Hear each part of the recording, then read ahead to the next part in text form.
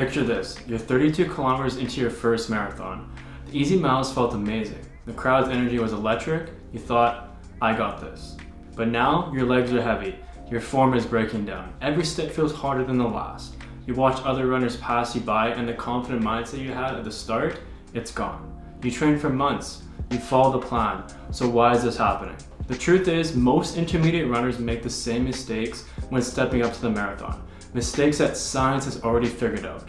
Today we're going to make sure you don't fall into the same traps. Here's the thing, most runners assume marathon training is just an extension of what they've already been doing. More mileage, longer runs, pushing harder. But that's only part of the equation. Let's look at what the research is telling us, because this is fascinating. A 2020 study published in the Journal of Sports Sciences found something surprising. Your VO2 max, the measure of fitness we're all obsessed about, isn't actually the best predictor of marathon success. Instead, it's running economy. How efficient you run, that can make or break your race. Think about this, two runners with identical VO2 maxes, but one has 5% better running economy. They'll finish 8 to 12 minutes faster. That's huge, right? And here's another eye-opener from Christoph's and colleagues' study in the International Journal of Sports Psychology and Performance. Every 1% increase in body fat adds 2 to 3 minutes to your marathon time, yet most runners never track this. But wait until you hear this one. Dr. Will Shaw and his team at the University of Michigan published a study in 2024 after studying 298,000 marathoners. Yes, nearly 300,000. Researchers found that 77% of amateur runners start too fast and fade in the final K. Does that sound familiar? So let's fix this. I'm going to break down exactly what we need to do, starting with running economy. Think of it as your car's fuel efficiency. The better it is, the farther you can go at the same amount of energy. First up, strength training. And I know what you're thinking, I'm a runner, not a weightlifter, but hear me out. Just 2 sessions a week can improve your running economy by 3 to 5%. That's 4 to 6 minutes faster in your marathon right there. Let me show you what I mean. In my gym, I have my runners focusing on exercises that directly translate to running.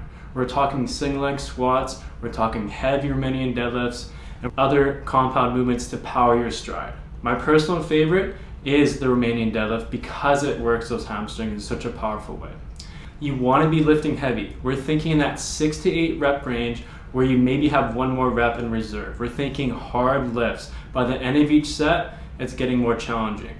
And you also want to make sure you're taking about 2 to 3 minutes between your exercises so that you can get the maximal strength output. Now I know what you're thinking, this sounds counterproductive.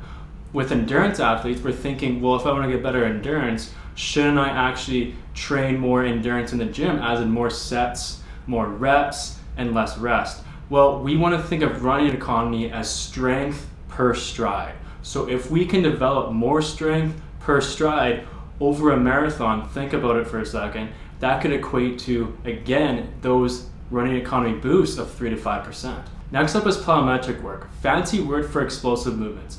Think hill sprints, bounding drills, even simple jump rope will work. I love having my runners do bounds because they naturally force you into better running form.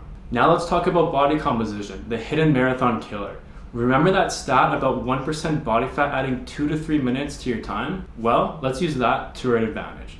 For guys, we're looking at an optimal range of 8 to 12% body fat. For ladies, you're looking at 15 to 20%. But don't get too caught up in the numbers. What really matters is that you're trending in the right direction while you're training. Here's what works. Focus on lean proteins at every meal. Time your carbs around your workouts when your body needs them most. And this is critical. Practice your race day nutrition during training. You'd be amazed how many runners nail their training but bomb their nutrition on race day. Now for the game changer, pacing strategy. This is where most runners go wrong, but I'm going to make it simple for you. Think of your marathon as 4 parts. The first 5K, that's your control phase. You start 10 to 15 seconds per kilometer slower than goal pace. Trust me on this one. From 5K to half, you're in your rhythm phase. This is where you gradually build to goal pace. Think of this like a car shifting gears. Smooth, controlled, no sudden movements. The real race begins at halfway. This is your focus phase, where you maintain that goal pace where others start to fade. Let me give you a real world example. Let's say you're aiming for a 3-hour, 45-minute marathon. Your first 5K should feel easy at about 5:25 to 5:30 per kilometer pace. By 10K, you're settling into your groove at the 520s per kilometer. And here's the beautiful part. When everyone else is hitting the wall at kilometer 32, you're still strong, still in control, maybe even picking up the pace. The research backs this up. A comprehensive study by Nicolaitis and Kretschnell, published in the Journal of Sports Medicine in 2024, showed that when runners follow this approach, we typically see VO2 max improve by 5 to 10% over the training cycle. Body fat usually drops 2 to 3%, cutting 6 to 10 minutes off your time. And if you nail your taper in those final 3 weeks, that's another 2.4% boost. So here's your blueprint for marathon success. Focus on running an economy through some smart strength training. Watch your body composition. Remember, small changes mean big savings. And master a 4-phase pacing strategy to finish strong with a nice negative split. If you found this helpful, drop your marathon time in the comments below. I'd love to help you dial in your specific training plan. And remember, the marathon is just running, but it's never just about running. It's about becoming a smarter, stronger, and more efficient athlete. Now get out there and train smarter.